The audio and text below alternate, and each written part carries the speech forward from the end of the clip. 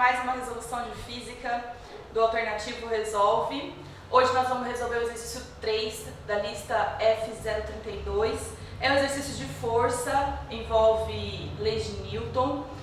O exercício fala basicamente sobre dois bloquinhos, um em cima do outro, envolve força de atrito, força resultante, e a gente vai resolver com vocês, beleza? Vamos lá!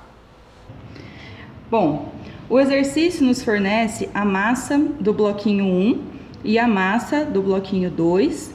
Ele ainda diz que a caixa 1 está sobre a caixa 2 e que entre a caixa 1 e a caixa 2 existe uma força de atrito.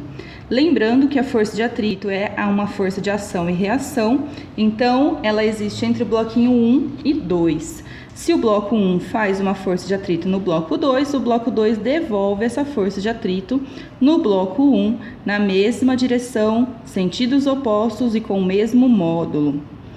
Ainda o exercício nos diz que entre a caixa 2 e o solo não existe atrito e na caixa 2 será exercida uma força F. Portanto, começando a fazer na caixa 1, a gente tem que a força resultante é a massa da caixa 1 vezes a aceleração dela.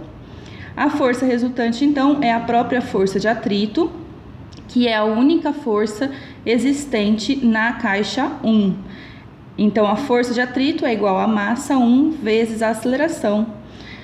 A força de atrito, então, é 1 kg, que é a massa do bloco 1, vezes 2 metros por segundo ao quadrado. Então, a força de atrito é igual a 2.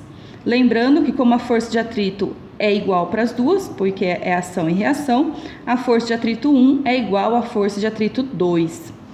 Na caixa 2, a gente tem que a força resultante é M2 vezes A. A força resultante, então, vai ser F menos a força de atrito é igual a M2 vezes A.